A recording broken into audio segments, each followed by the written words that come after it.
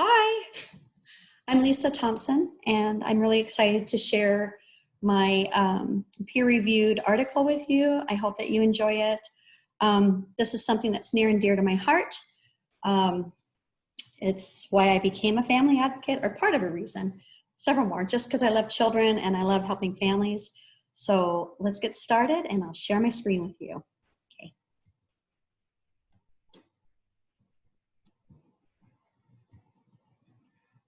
All right. So for my article, I chose health risks and outcomes of homelessness in school-age children and youth. This is through the Journal of School of Nursing from 2019, so it's relatively new. Like I said, I chose this because it's close to my heart. I looked at everything else that we had and I thought, you know what, it's okay, and we've done it, but this is why I do what I do. Okay. Sorry, technical difficulties here. In 2019, the Center for Homeless Education, the NCHE, identified over 1.35 million children ages 5 to 18 as homeless during the last school year, 2016-2017.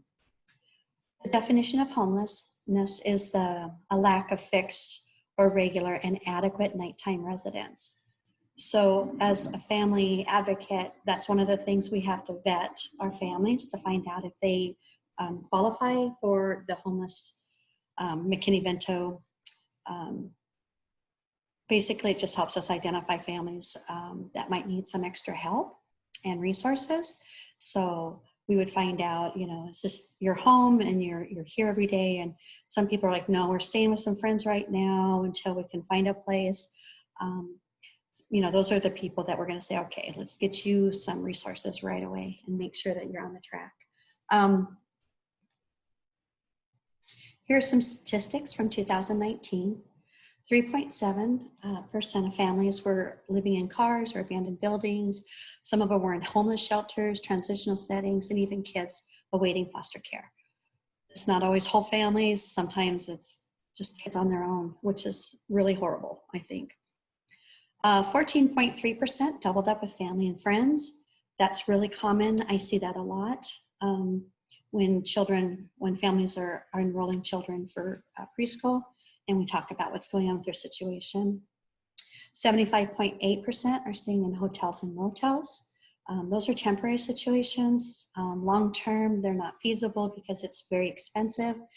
But for a family that's working, but they're not making enough to have an apartment or a house, this is one way that they can pay weekly with their paychecks so that they're not homeless or on the streets. Of the total number of children experiencing homelessness, 34% were in kindergarten to third grade, 23% were in grades 4 through 6, 13.4% were in grades 7 through 8, and 27% were high schoolers. Homelessness in childhood affects health, education, and overall well-being of thousands of children across the United States.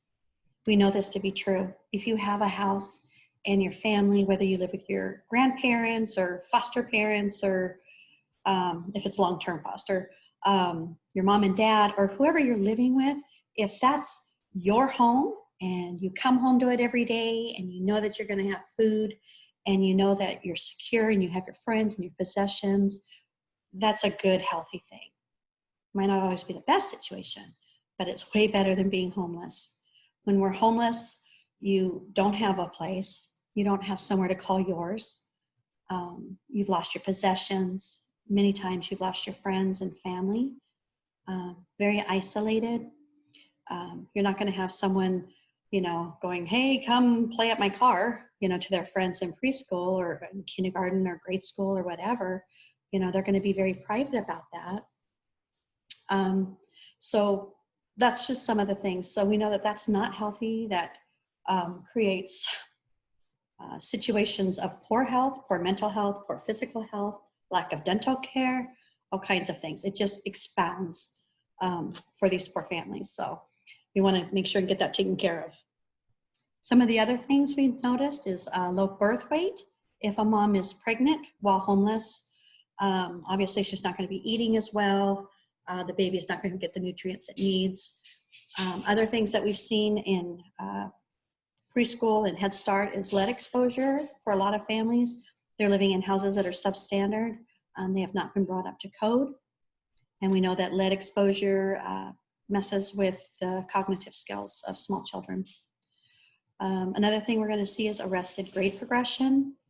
If you're homeless, you're probably not going to school all the time, so you're not caught up with everybody else. So that makes it kind of hard. Again, social isolation. They're not going to, they're not going to tell you they're homeless. They're going to try and fit in as best as possible. But a lot of these kids will be real withdrawn, very private, which a lot of times leads to bullying. Health risks for unaccompanied children and youth. Teenagers that are homeless are at a greater risk for food insecurity, pregnancy, miscarriage, and unprotected sex. Children experiencing homelessness have a higher number of mental health issues and worsening of the issues as homelessness continues. And we know that, and we see it. It's surprising to see how many more people we are seeing on the streets right now. And I think a lot of that is due to job losses. Housing is very limited here where we live. It's very expensive. So it really makes it tough for some families and kids. Girls experiencing homelessness are at a greater risk for victimization, sexual abuse, traumatic stress syndrome, and depression. And for some reason, females that are homeless on the road tend to end up in the criminal justice system. Children who identify as gay, lesbian, bisexual, transsexual, or queer, who abuse drugs or have mental issues, are at greater risk for ongoing unstable housing and homelessness. It's just really hard to find your footing and get ahead when you're having a tough time, when your mental health is not at its best. Homelessness in children and youth is associated with multiple negative physical, mental, overall behavioral health issues.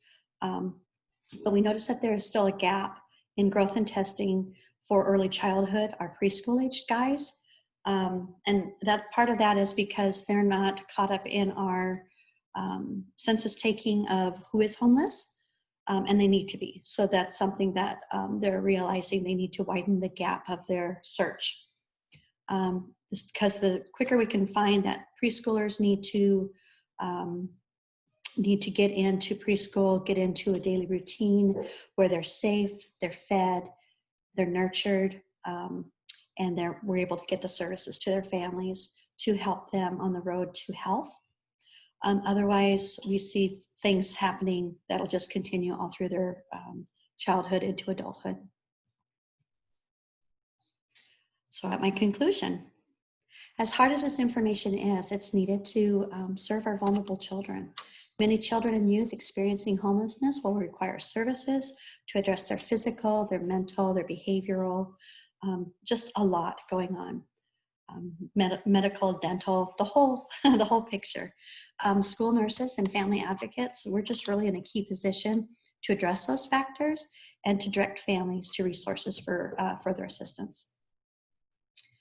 In the schools, we have a McKinney-Vento Act. This act was enacted to help identify and make sure that the kids are getting the services that they need so that they have greater success, like riding buses if they don't have transportation, reliable transportation to get to school. We will make sure that we get them to school so we know that they're in a safe spot. This was, the McKinney-Vento Act is required that local homeless education liaisons are in each school district. That way we're able to ensure that children who are experiencing homelessness are identified and given those resources again to help them.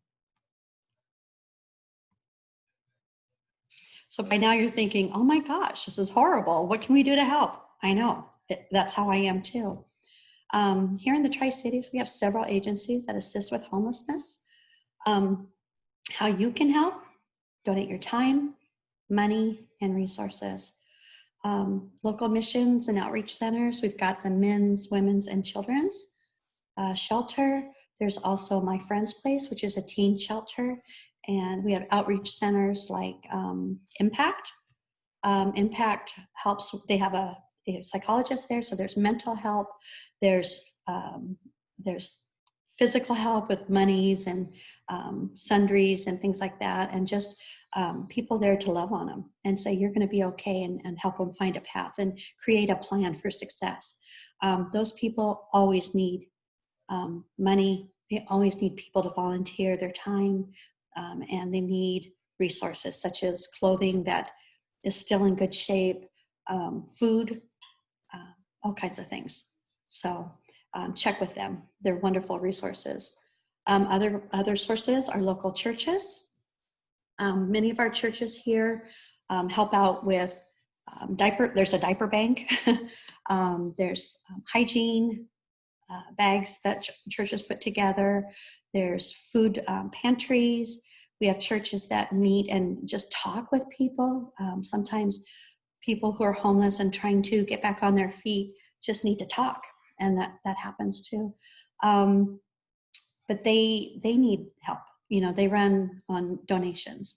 If you have extra food or you can go and help stock a pantry, that would be awesome. And it would help bless other people. So it's a good thing.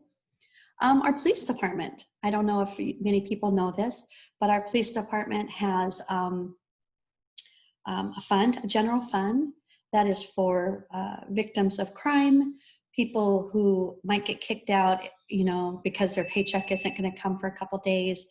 I've actually been blessed by the police department with one of my families that they had 2 little kids. It was a dad and 2 little kids. And they were able to come and pay the rent until he got paid, and they gave him a gift card for Walmart. And just, it was amazing. So they rely on monetary donations so that they can keep that program going. So that would be another great place to assist. And food banks. It is amazing the number of food banks we have here in the Tri-Cities and the outlying areas. They're amazing folks. These people donate their time and their love and dedication. And they do get food from like grocery stores, and they get food from Second Harvest, which also Second Harvest does Bite to Go, which I love that. That's a weekend food program for students. It's a blessing because a lot of times those kids don't have food at home. You know, school is where they get their meal. So when they're not at school, we like to help them out, and that's a good thing. But they also need people to help stock shelves, stock food, provide food, donate money. So those are just some of the outreaches that I'm aware of. If you have more, I'd love to hear, because I'm always looking for other resources to help families out. So it's a good thing. I hope you're excited about it. So I just want to say thank you. I hope you enjoyed my video. Like I said, it's near and dear to my heart. So I'm hoping that maybe it started a fire in you, and you might find a way to help others. So it's not a handout, but a hand up. And we like our people. We love our Tri-Cities. So thank you so much. I'm going to go ahead and stop my share. All right. So I can't wait to hear what you think. I'm looking forward to seeing yours. All right. I'll talk to you later. Bye.